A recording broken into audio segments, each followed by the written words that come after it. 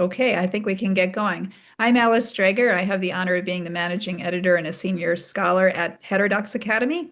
And we're thrilled today to have Martha McCaughey from University of Wyoming and Tom Ginsburg from the University of Chicago with us today to talk about where, if anywhere, does activism fit in university life.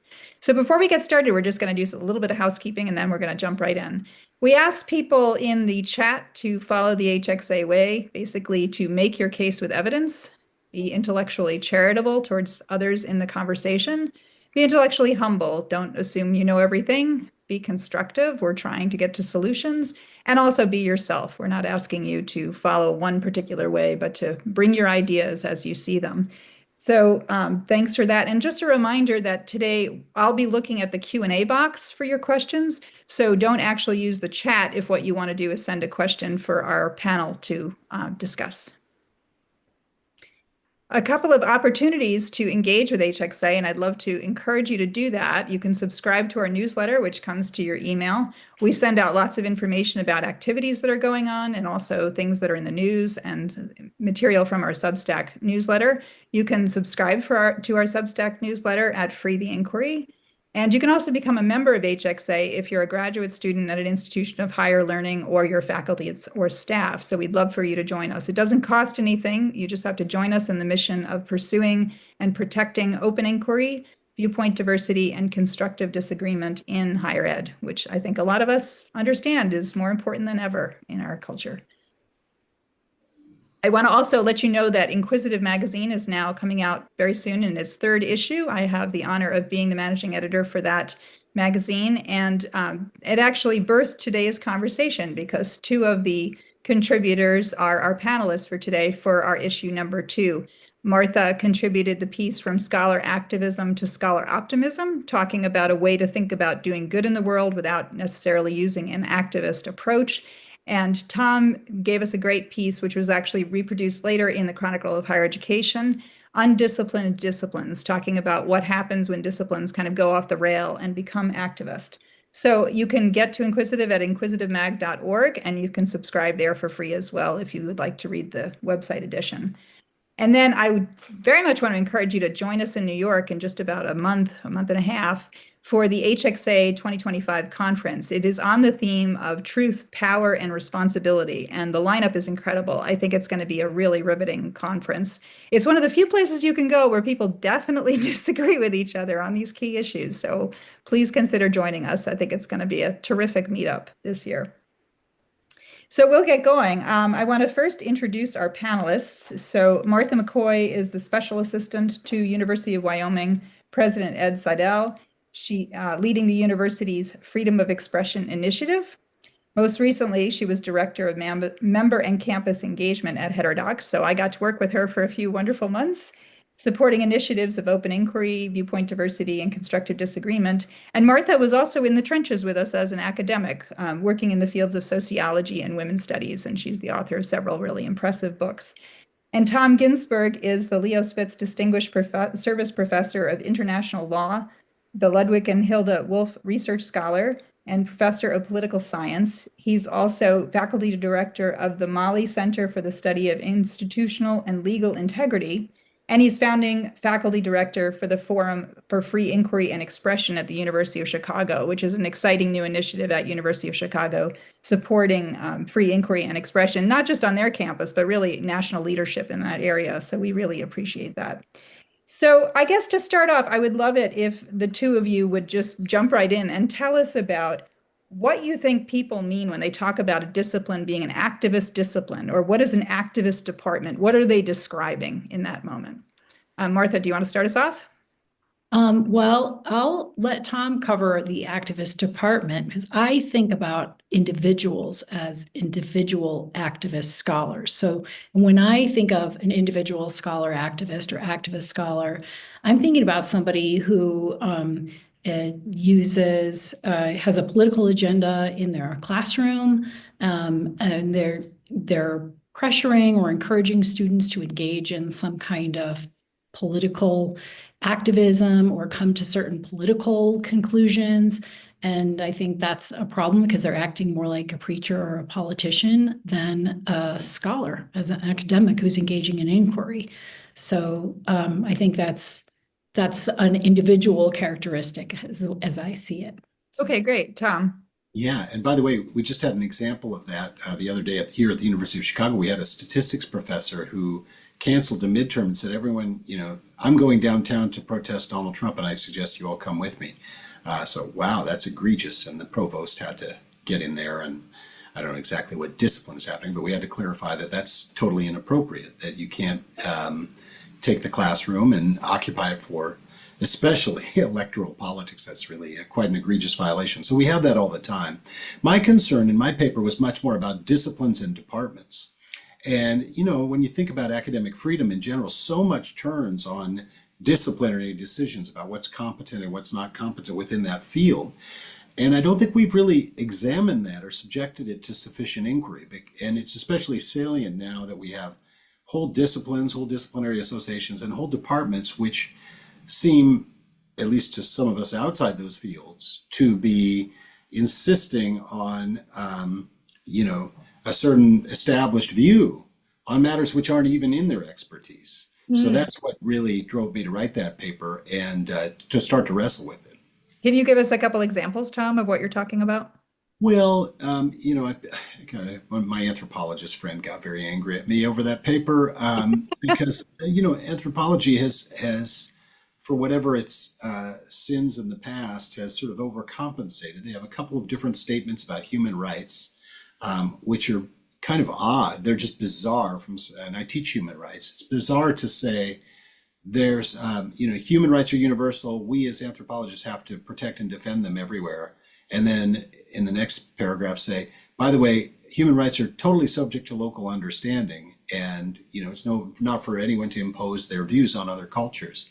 So it's just not very good. It's not very clear, but it's also not that I don't understand exactly why anthropology of all fields has this special mission. So that's an example. We have a lot of departments now with foreign policies. Anthropology is one of them. I don't really know why anthropology needs a foreign policy and such. So these are things which seem to be very clearly outside, from my point of view, any viable claim of disciplinary expertise. Now you can get into conversations and say, no, we really are experts in power. That's the anthropological claim. As experts in power, we have to comment on power wherever we find it. Well, if you're Foucauldian, that means you're going to be commenting all day long, every day, because power is everywhere. And so I just think we have to subject these disciplinary claims to some discipline, to some demand that they be subject to scrutiny and subject to argument and defend themselves. So that was the concern of my piece, and it's a hard problem. I'm not suggesting there's easy answers given the current state of the academy also. Martha, can you give us some examples, maybe from women's studies or sociology, of where you saw people leaving scholarship and engaging purely in activism? Well, the examples that I have are not just in gender studies, women's studies, which I was in, and sociology, but they're just when any given scholar actually frames their project in political terms or really abuses the authority they have.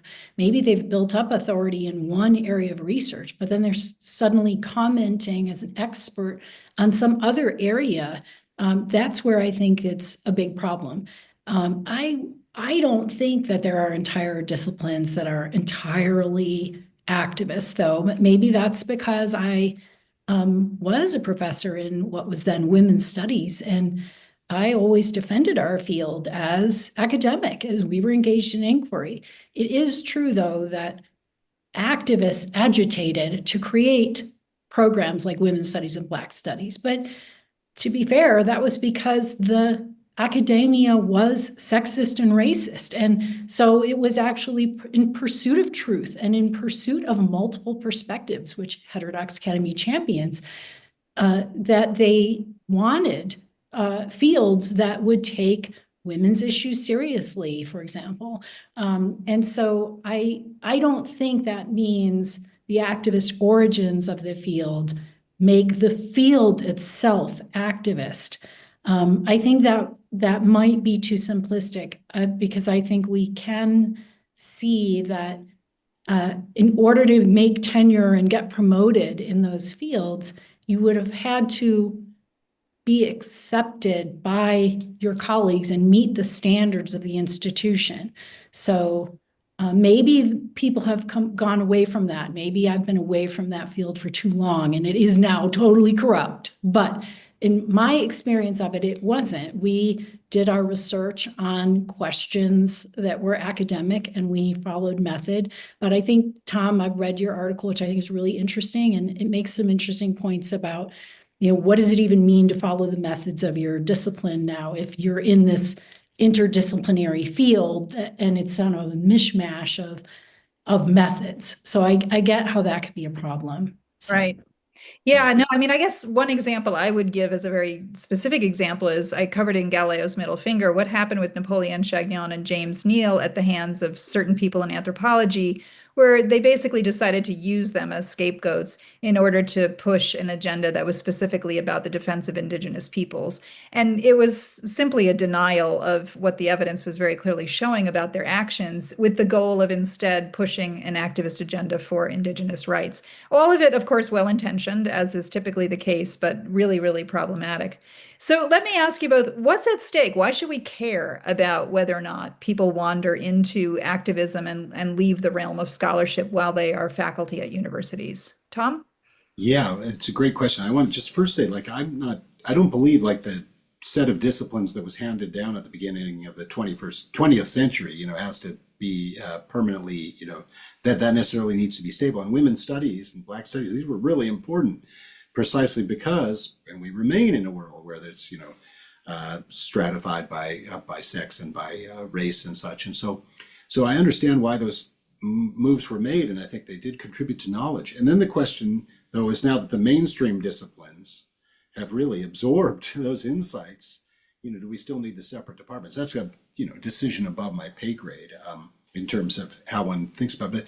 But I do think it's complicated. These things are always evolving, and the reason it matters is it's obviously the case that our bargain with society, which has sustained universities since the 30s and 40s, is fraying.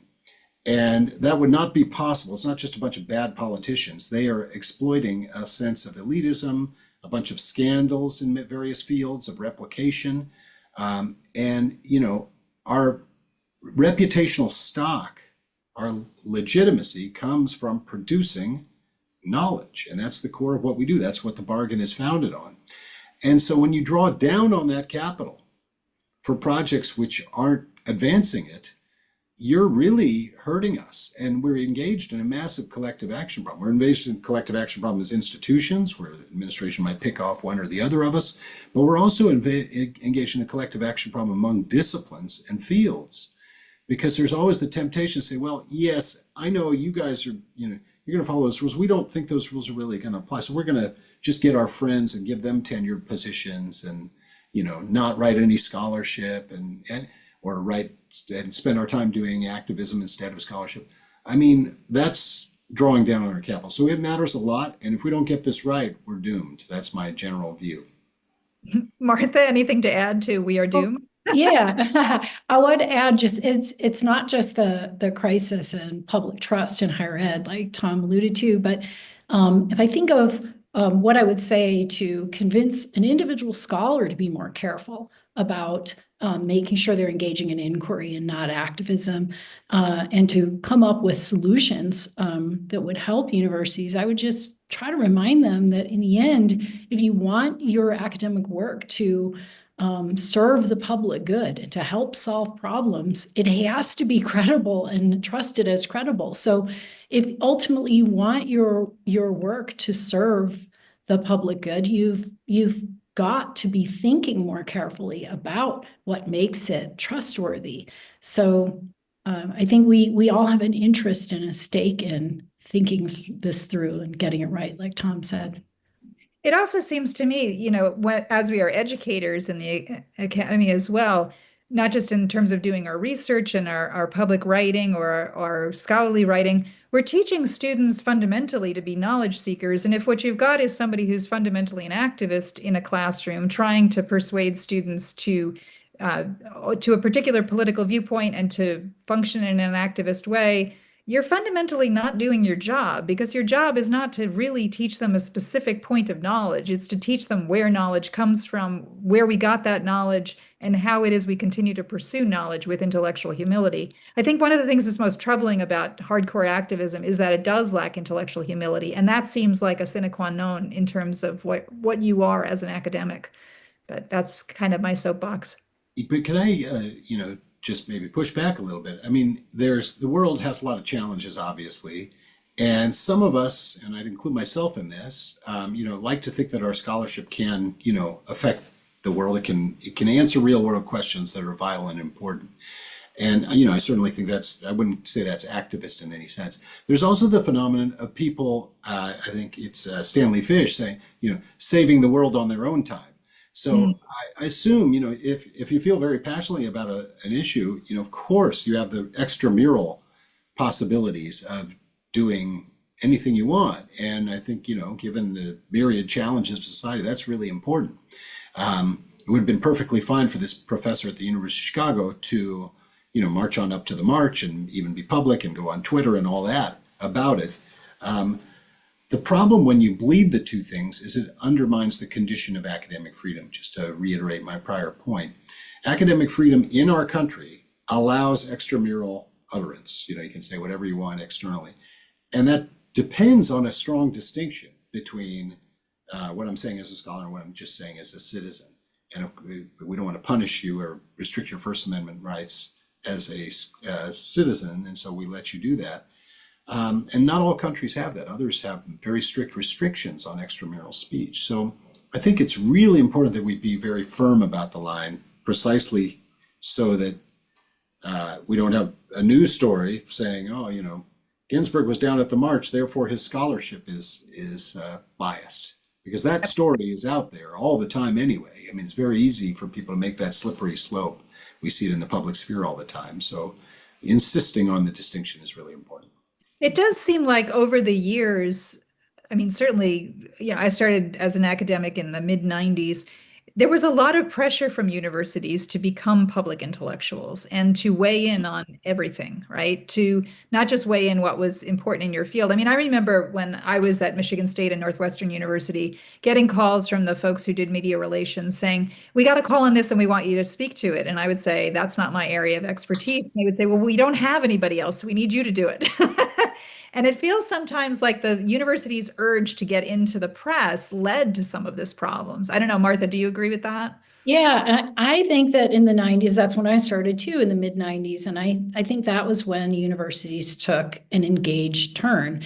And what we've seen since then is not just a concern with how our university is playing nice with the community that surrounds them, and how, might they serve the public. I think those are valid questions, but I think people took it too far and thought, oh, this means I can actually do my activism. This means I'm not actually a representative of a disciplinary area. I'm not adhering to the methods of my discipline. I'm actually accountable not to the disciplinary peers that review work, but to a set of people I'm affiliated with or I feel accountable to out in the public. And I think that's taking it too far. And that's where we saw a kind of rise in scholars who gave themselves permission to bleed the, activism into their scholarship and their teaching. Right. So I've noticed over the years that when people don't like something, they call it activism. And when they do like the action someone's taking, they call it advocacy. And so one of the things I wanted to ask you about was, are there forms of, maybe we wouldn't call it activism, but call it advocacy, that you see as perfectly legitimate that other people might see as activism? And just as an example, innocence projects at law schools. And for those of you not familiar with that, these are organizations typically of students and faculty existing within a law school, sometimes within schools of journalism, where they agitate to find out the evidence to show that someone who has been imprisoned, especially on death row, is in fact innocent. Or another less high valence example might be people in public health or in medicine working on closing disparities in terms of healthcare gaps. Is this the kind of stuff, because you can imagine that folks on parts of the political spectrum might point to that and say that's activism and that shouldn't be happening in the academy. What about that kind of thing, Tom? Well, I don't have it. I think just go back to the founding of the University of Chicago. Well, William Rainey Harper is kind of a progenitor of academic freedom, also had the view that the university should serve society, and it was an instrument of democracy and helping to solve problems in some sense. So I think in the modern form, exactly the kind of thing you're talking about. Law schools all have clinics, and the clinics help real world clients. And of course, the purpose there, the academic freedom claim there, is for pedagogy. We're trying to train lawyers, but it's also the case it tends to draw people who have a mission. If you're in an immigration clinic or running an immigration clinic, you're probably not someone who wants to close the borders and such, and you're trying to work within a system. So I think there's the lines get pretty slippery, and I don't think it's a bad thing. I think it's good that we have these things. You just want ultimately the people running those kind of institutions to always be thinking about it as the pedagogical mission more than the activist mission. We also have whole disciplines like schools of social work and such, where you mentioned public health. I mean, if you're in a public health department, it's very hard to find someone who's an anti-vaxxer, I think, and that's fine from my point of view. All those things are within disciplinary competence. So I guess I have a little less, my intuition is that we should find ways to allow them as much as possible. And that it might help also our legitimacy with society, because we are embedded in a society. We can't be true ivory tower in this day and age. So it sounds like what we're dealing with now may be some unintended consequences of good things like multidisciplinary work and the move to do public intellectualism. And some of these things got rolled together and have resulted in problems that we're now paying for. Martha? Yeah, I agree. And I just think the examples you gave, Alice, are ways that scholars with a certain expertise are applying their knowledge. And I don't see that as engaging in political activism so much as it's applying the scholarship in their specific area of expertise. And I think there's a difference there. And I think doing applied work, either consulting with an organization or being an expert witness in a court case, or any of the things that scholars do out in the world, doesn't mean they're a political activist or they're ruining the credibility of academic work, because they are presumably staying in their lane, talking about their area of expertise, and are always open to the possibility that they're wrong, because they're continuing in their engagement in inquiry and their search for truth or knowledge or insight or whatever you want to call it. So I think that's really different from straying and moving outside of your area or putting politics first before inquiry. Yeah, that's the question I love to ask people who say that they're remaining scholars while doing what I'm seeing as pretty intense activism. The question I always ask is, what's the evidence that would tell you that you're wrong? And if you can't name any evidence or kind of evidence that would tell you that you're wrong, then it seems to me not open to the possibility that you're wrong. It's also a very useful exercise to think to yourself, what would prove me wrong? Because often you're able to sort of unpack where your reasoning is coming from and begin to see the holes in it. Or sometimes you end up strengthening it. So we'll get to audience questions in just a minute. Just want to remind people, if you'd like me to ask a question of our panelists, drop it in the Q&A, not the chat. And also, please feel free to upvote other folks' questions that you want to see, because we'll favor the ones that have the most upvotes.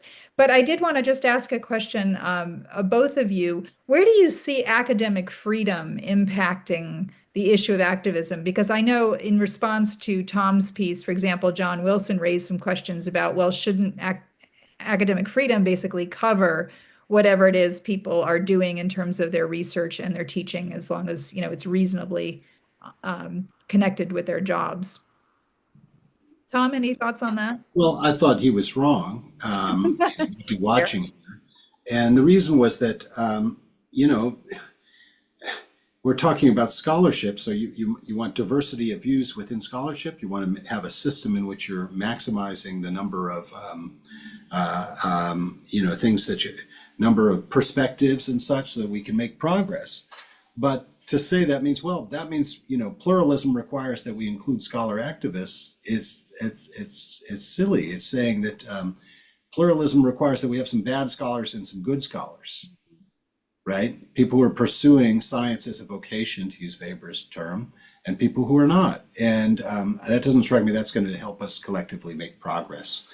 I actually think, in response to something you said earlier, Alice, I just wanted to make another point about, I think what we need to do is find ways to institutionalize epistemic humility.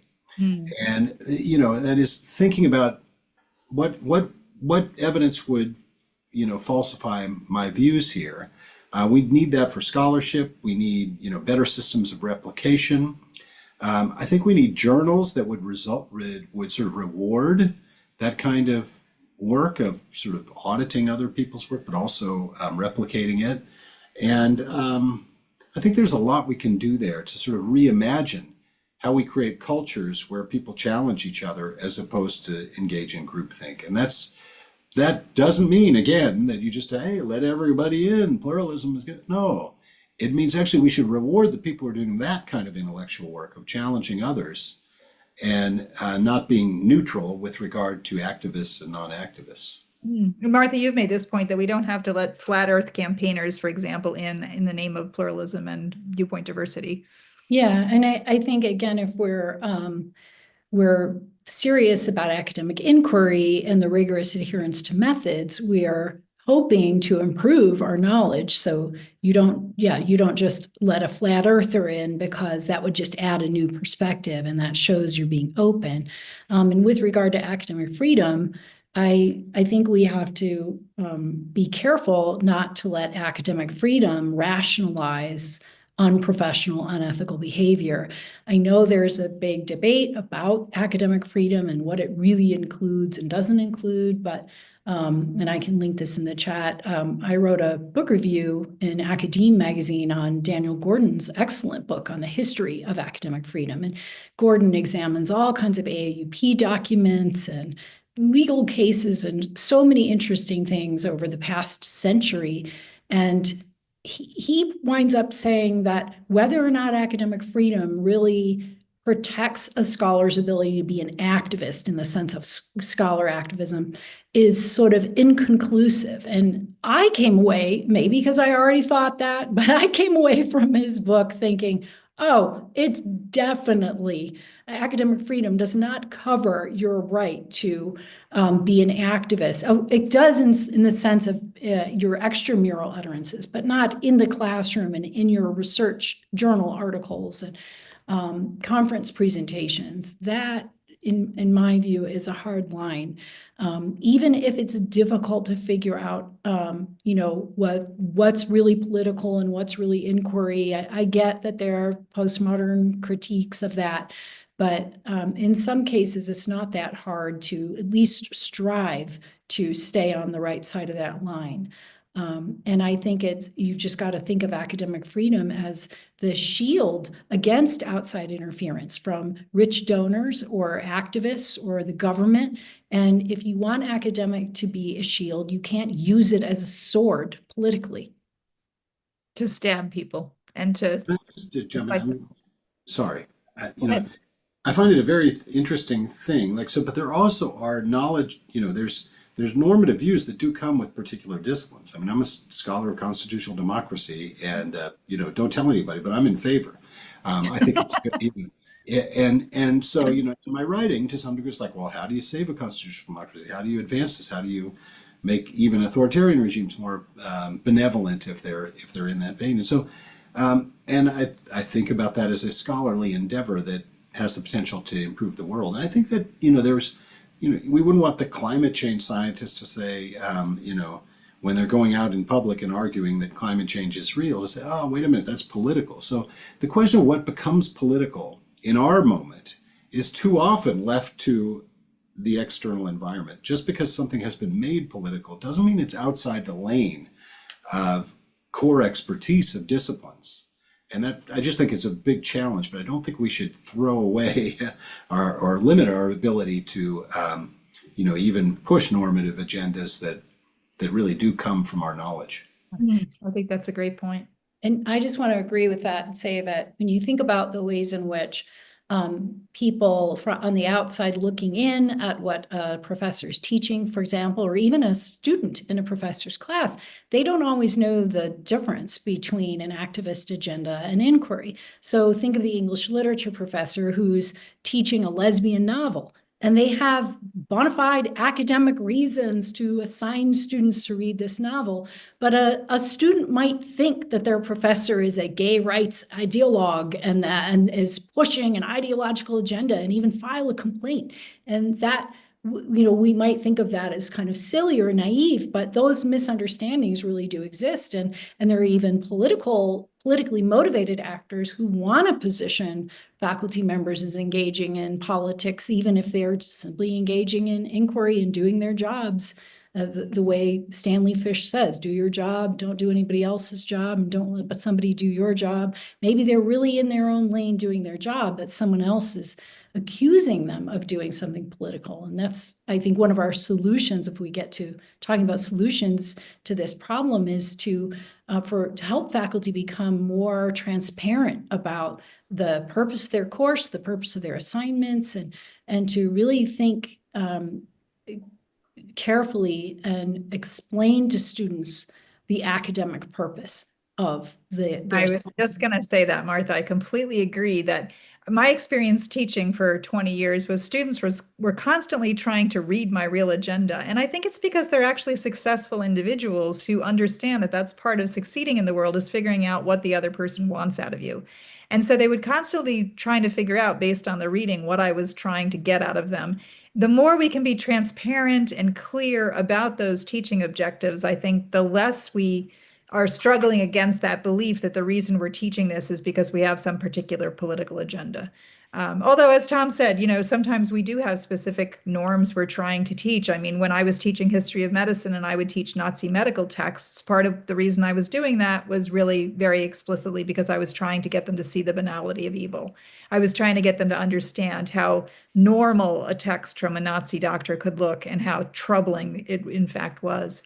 So let's get to some of our questions that folks are asking. But in having this conversation, I am hoping you'll both wind solutions into this. So the one most upvoted is for Tom. Which policy or principles did you use to censure the statistics professor who canceled class and encouraged students to attend a protest?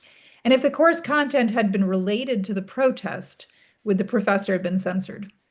Well, that's a great question. So I don't think there's public information on this, and I might be revealing what I know, but I'm willing to do that, which is, of course, the provost's office made very clear that this was totally inappropriate.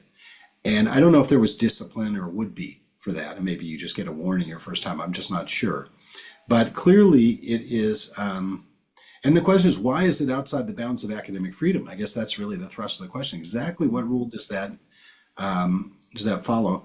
In thinking about academic freedom, I always go back to this statement of William Rainey Harper at the beginning, which really sort of refers to the ethics of being a professor. Can a professor go in and say something that's false? Yeah. Can a professor represent something as true when hasn't totally proved?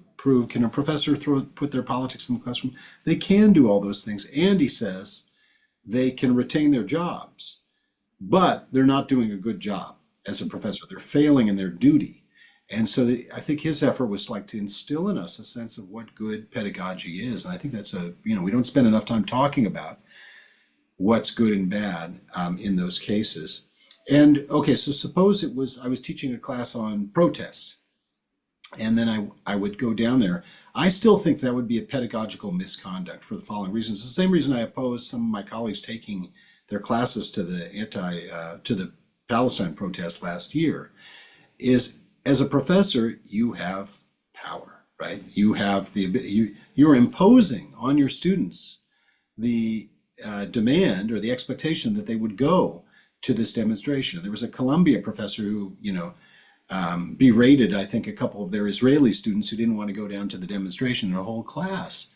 That's a severe violation of your role, because people might disagree, and you might assume that everyone in your class at the University of Chicago is an anti-Trumper, but that might not be true, and we have to allow the space for that pluralism. So I think even if it's the object of study, there should be a lot of safeguards, and you have to make sure if you are going to go down to the demonstration that you would be doing so from a perspective and even a physical placement that you're not seen as endorsing it, because that's an imposition on the students and their pluralism. Martha, at Wyoming, you're special assistant to the president on issues of free expression. Do you think you guys would see that case the same way Tom is describing? I'm not sure, to be honest. I'm not sure. And I don't want to put you on the spot to answer for your whole university. Here's a short question from one of our members. Does advocacy for free expression count as activism? It's that reflexivity question we talked about before we got started. I guess you could say that, but I think that's a little bit of a gotcha question. I'm a constitutional lawyer, right? So there's always some fundamental rules about the practices that, just are constitutive of what we're engaged in. And in my view, free expression, academic freedom are constitutive of the university and academic life. So to advocate for them, certainly at some crude level, is advocacy. And that's why there's, by the way, an exception in the Calvin report that we're supposed to go and fight to defend our ability to engage in a community of inquiry. But I don't think I wouldn't identify that as the problem we are talking about. I saw that John also mentioned capitalism, so if you're an advocate for capitalism, is that, and that's one which I don't think is constitutive. If you're an advocate of capitalism, then you're being an advocate, I don't think that there's an exception there like I would for free speech. And, it's true that we do have, when we criticize undisciplined disciplines, it's easy to go to, as I did in my piece, the sort of, newer disciplines, of which Martha was a part. But, when's the last time we hired a Marxist in the econ department of the University of Chicago? That's not happening either. So there's always. Think it should happen? What's that? Think it should happen? Maybe if we take seriously, this gets into your solutions thing.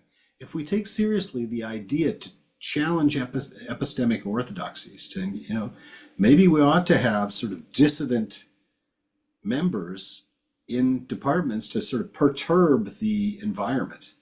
Theoretical physicists talk about perturbing the data, I understand. It's like you go and kind of tinker with it. Maybe that would be a healthy thing. I don't know. I haven't thought it through, but I think as we think about solutions, getting pluralism at the level of the department seems to be pretty important.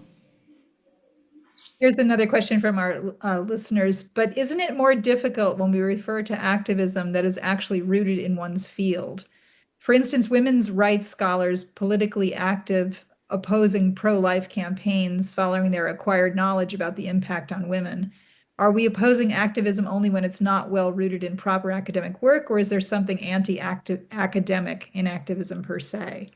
And I think this is a good question because in the course of this conversation, I almost feel like the objection is not to activism, it's to bad scholarship and actions that are basically anti-intellectual, right? That don't leave the questions open, that don't engage in honest inquiry. Yeah, I agree, Alice. And I think that I could see a scholar whose expertise is reproductive rights, for example, or the history of reproductive rights or current reproductive issues or controversies would have certain points of view on the health impacts of certain policies. I don't think that that's bad to discuss or write about. I don't think that makes them not a scholar. Again, I think you're staying in your lane and you're talking about what you're doing research on, and you try to be humble and modest about your claims like scholars typically are, then you're not sort of committing the sin of scholar activism. I think that we're talking about examples where people have really gone overboard and are putting politics first before inquiry. And that's where I think the problem is. And yeah, and then it becomes unprofessional. They're not trustworthy, and they're anti-intellectual. You want to add anything to that, Tom? No, but I mean, I think it's raising interesting, tough issues because, again, you can speak out within your area of expertise, surely. That's contributing to public discourse. You might even be activist with regard to those things. You must always guard against sort of ignoring contrary results, and of course you're free extramurally to do anything you want. So there's a lot of room, basically. I think where we're coming to is leaving a lot of room for people to be activists on many issues that they might be passionate about, including some in their areas of expertise. But there's also a sense that ethically you are kind of required to check yourself and guard against the capacious claims of expertise that I think we have seen. And I think that's a common thread in all three of us in the way that we think about this, is that we're not suggesting that, people be taken to the gates and thrown out for the way they're behaving, but rather we're calling on people to have a sense of responsibility to scholarship and a responsibility to the project that is higher education, on which, we risk each other's situations when we do things that are problematic. So here's a question I really like. Might there be a difference between evidence-based advocacy and belief-based advocacy? I think we would all say yes, but do either of you want to comment on that? Evidence-based versus belief-based advocacy might be a useful way to think about the difference that we're talking about. I mean, there's always the hazard that you go and look for the evidence that supports your belief. Well, that's obviously a danger, but but evidence is evidence. And evidence is what we fight about all the time. And so putting forward a claim supported by evidence is what we do. That's what distinguishes good scholarship from bad scholarship. And then we discuss the evidence as well. It is hard. We do have beliefs. And, I guess it's, again, I keep coming back to this kind of ethical commitment. The ethical commitment ought to be to always be checking your beliefs and checking your biases and such, and just making sure that things are, that you're putting things out there which are valid and real, in the sense, or provisionally real in the Popperian sense, in that there's enough evidence for now to claim that they're provisionally true. So yeah, I think that's I guess what I'm thinking about. I think it might also be a question of what is good activism versus bad activism. Maybe some people would see a better form of activism is itself activism that's open to new evidence. So there might be advocates for, I don't know, solving the climate crisis, but they don't have a particular foregone conclusion about how to do that, and they're trying to work with multiple groups to find the best evidence-based solutions. That might be a kind of a solid form of advocacy that you might like better than the kind that has the foregone conclusion and they're just trying to win people over to what they think is the solution. So yeah, in graduate school, one of my professors helpfully asked me the question, if you haven't changed your mind lately, how do you know it's working? And that really stayed with me, because I thought over the years of when was the last time I changed my mind on something significant. And it's again, one of those ways you can check yourself. We got to part of John Wilson's question, but here's another part of it. What administrators do you trust to determine which professor is an activist and to ban their activism? But that presumes that's what we're asking for, and I'm not sure that's what we're asking for. I would never ask that. And if there were, let's say, a student complained that their professor is not fulfilling their responsibilities in class and is behaving unprofessionally and pushing an ideology on students or grading students based on their political beliefs rather than on their mastery of the course material. I would think that the most important thing to do would be to have a faculty panel consider that, and faculty with the expertise in that field who would know what kinds of things get taught in whatever class that is. Again, whether it's English literature or botany or whatever. So I would think that you really need faculty doing their part in shared governance there, and that would be just like faculty members run faculty grievance hearings and due process hearings. That would be the kind of thing faculty members would have to weigh in on, not an administrator. I guess one way to think about John's questions is, if it's a good question, like how do we know? You know, you can talk about the administrator, but I think he's also asking, like, isn't one person's activism another person's disciplinary knowledge and such? And so who draws the line? And I think that's a very good question. And it relates to actually something I see that came over the chat. We're being very general, and could you give a specific example? One thing I bring up in my piece is the woman whose name I'm forgetting, who was fired, I think, from Muhlenberg College in Pennsylvania, a tenured professor who was fired for, I believe, extramural speech, which of course is a problem. I mean, that's an academic freedom violation. I hope the AAUP is taking up her case, or the fire. But in her defense, she said, well, and this was for saying Zionists aren't welcome around her, and we have to make them uncomfortable wherever they are, which presumably includes her classroom, which presumably includes some students. Now, when challenged, she said, well, I'm an expert in power. I'm an anthropologist. I'm an expert in power. So that's our job, is to sort of speak truth to power and to call out power wherever it applies. Well, that's activist to me. That's activist, even though I would support her claim on academic freedom grounds. It's a violation of the role morality of scholars, and to just, make some of your students, to make a disciplinary claim which really admits of no limit whatsoever. So that's just to try to be a little more specific. Yeah, that certainly feels problematic when the claim is everything is your purview because you study relationships, or you study power, or you study humans, right? That everything is something you can comment on. I want to get to the solutions question in just a second, but here's one that got a couple upvotes. Where and how should we think about teaching Popper's paradox of tolerance, the idea that society extends tolerance to the ignorant? We may undermine the principle of tolerance. So if society extends tolerance to the ignorant, we can undermine the principle of tolerance. Where and how should we teach that? Everywhere. That's a good answer. And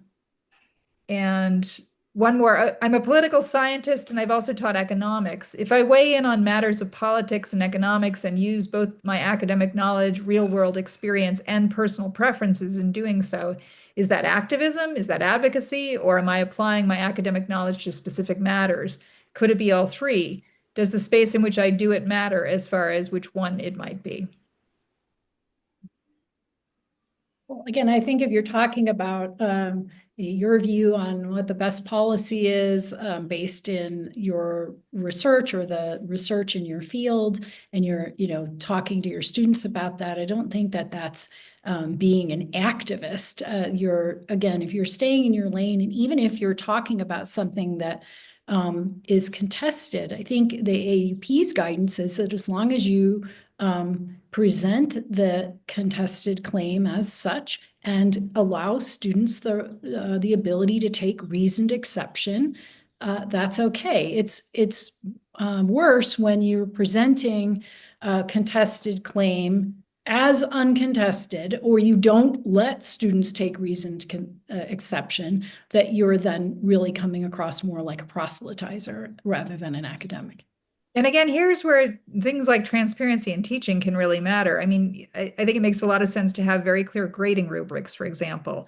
The idea that I know an A paper when I see it, or I know a B paper, allowing students to really see the basis for the grading and providing them that information in advance of submitting the assignments allows them to, at some level, I think, understand the way in which we are aiming for teaching and not for recruitment of some sort. When I used to teach, I decided to call my syllabi owner's manuals, in part to lean into the problem that we were already treating students as consumers. I thought I might as well try this, the better part of this, right? And to say, you own this thing. And so here's the way to run it really well. And if you do this really well, you'll have a really excellent experience and it will go well. And using that approach, I think, can help students understand the ways in which we're not just trying to do recruitment, but we are in fact trying to educate. Yeah. By the way, on this one, I do this all the time. I teach law, and there's better and worse arguments, and we are generally, and law is relatively easy in this regard because we're often telling people to make the other argument. But I will sometimes step out and say, oh, okay, now I'm going to tell you my normative view, and this is my view. It's not, you don't have to put it on the exam or anything like that. This is how I see the problem, and so we do that a lot, and it strikes me as good. We're human. And the students are looking up to us as mentors and such. And so I just think we owe transparency in that regard. Yes. So let's get to the solutions question. Martha, what are your thoughts? How can we help this problem? Yeah. Well, I think there's definitely things academics can do and are already doing about this. I mean, one example is a group of sociologists took over the editorship of a prominent sociology journal, Theory and Society, and they've moved it away from activism and orthodoxy. And scholars are taking their disciplinary associations to task for political endeavors. For example, HXA member, sociologist Yuka Savolainen took the American Sociological Association to task for making social justice their theme of their recent conference. So I think that individuals and groups of scholars are pushing back. And I think individual faculty members can hold themselves accountable to and hold others accountable to high standards of integrity. So when you're doing a peer review of someone's teaching, if you're on a curriculum committee and your committee receives a proposal for a course or a major or a minor that is really rooted in advocacy rather than inquiry, you call it out and you vote no. And I think we could also consider the multi-level model for promotion and tenure. This would get at the problem of some interdisciplinary programs or departments that don't seem to have a real strict standard. If you have a college level committee, like when I went up for tenure at Virginia Tech a long time ago, I was a women's studies professor, but my dossier wasn't just reviewed by a committee in my department. It had to go to a college level committee of faculty. And then after that, it had to go to a university level committee, by which time is somebody in poultry science who had to see my work in women's studies as legitimately meeting university-wide standards for scholarship. And I think that's a really good model. And not all universities have that multi-level model. You could also consider joint appointments again. When Black studies and women's studies formed, usually people had appointments in regular disciplines like history or sociology or whatever. And eventually they may have had joint appointments, but they had to pass muster in their home discipline. And we have probably moved away from that, but that's something to consider moving back to. And finally, I came up with a new term, which is in my inquisitive article, scholar optimism, simply because I want to provide a new vocabulary for those who like the label scholar activist. I think the label scholar activist makes some scholars just feel good about what they're doing. And I don't even think they're necessarily actually putting politics first.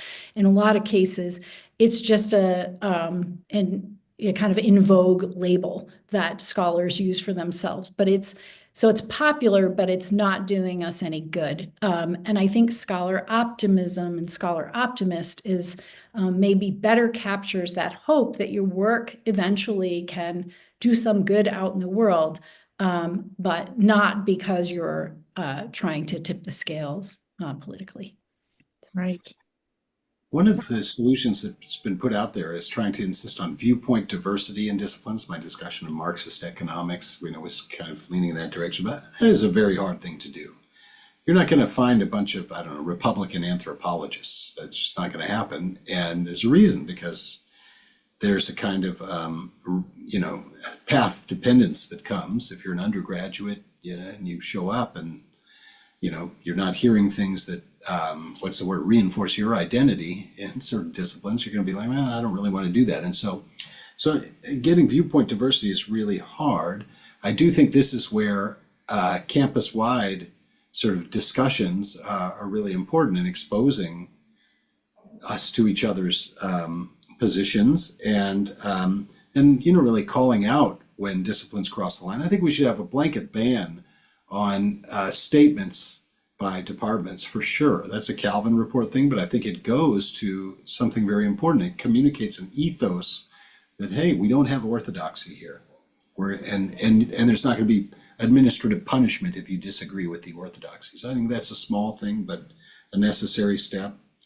At the end of the day, a lot depends on provosts and presidents. And one of the problems is people become provosts and presidents, not necessarily, like all of us, they never get any orientation to academic freedom or to many of these things. And so thinking about I think conversations like this in which we kind of articulate the position of, there really is a core to what scholarship is, and that's what we have to celebrate, and even unpopular forms of it, for sure. You have to defend those unpopular forms. But there's also a staying in your lane. And so just that University of Chicago incident, the provost, brought down some sort of, pressure thereafter to clarify that it's not okay. We need that. And we need that at the level of making the tenure decisions too, and which departments get lines.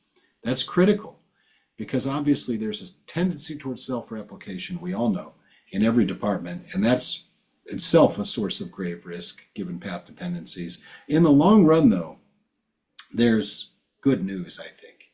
The reason there aren't Marxist economists is because Marxist economics are a failure. And at some point, there are some disciplines, I think, which are a little more connected with society. It's one of the reasons I don't think we have these problems quite as much in professional schools. We're training professionals, we have a normative professional ethos, and we're putting people out in the world. We have to be somewhat responsive to what their needs are in the world. That's, for better or worse, I think, means that there's some sort of connection with what the appropriate boundaries are. Than in some of the traditional disciplines. So it's all that's to say, it's an enormous challenge, but we've got to keep talking about it and try to draw these lines, as difficult as they are. And I heard you both answering some of the questions that were in the chat about when does administration get involved and how do we begin to reform disciplines that have become really, or departments that have become really problematic, doing things like the administration sometimes getting involved, other departments getting involved. Also things like potentially bringing in people from other departments to participate in hiring committees has been suggested to bring that fresh air and stop the sort of groupthink replication, cloning replication. Well, we're running out of time. This has been great. I'm sorry we weren't able to get to still more of the questions because you both have really great insights and thoughts on this. Is there anything that you wanted to just share real quickly in terms of material you want to point folks to, Martha? I'll pop a couple things in the chat. One of the things that we're doing at the University of Wyoming is not just helping students appreciate a robust atmosphere where we respect intellectual, academic, and expressive freedoms, but also helping faculty members understand, well, how do I make it clear to students that I'm here as an honest broker engaging in inquiry so that there aren't misunderstandings. So I'll post a little micro lesson that takes about 1 minute to go through in the chat, and it links you to a couple others if you click through it. And then I'll link to Wyoming's initiative in general and my review that I mentioned of Daniel Gordon's book, which I highly recommend his book. So the one thing we're talking about is just consciously beginning to address these things that we haven't consciously addressed for a lot of years. We've allowed it to be tacit. Tom, anything you want to point folks to particularly? Well, I just say we're working on these problems, and we have this Chicago Forum on Free Inquiry and Expression. And I think our attitude, very much like Heterodox, is I'm not sure we have all the answers on everything. University of Chicago has been working on this a long time, but the world's always changing, and we're wrestling with these problems too, as my example of that professor shows. And so one thing we are doing is we do an Academic Freedom Institute every year where we have people come and wrestle with these problems. If anyone's interested in joining that, it's in late June. It's basically free if you can get here. It's a 3-day workshop where we grapple with these things. Just send me an email and I'll try to connect you. Very cool. So Martha McCaughey from University of Wyoming and Tom Ginsburg from University of Chicago, thank you so much. I want to also thank Marisa Hart, who is our event coordinator, who puts together this whole thing and makes it really easy for us to do. And I just want to make sure that folks know that you can subscribe to our emails to keep aware of when we're going to have additional events so that you can participate in those. Encourage you again to consider becoming a member of HXA if you are not already, coming to the conference, check out Inquisitive, sign up for our Substack. We love hearing from you too. So if you want to write to me specifically, just write to editor@heterodoxacademy.org. Thanks again, everybody.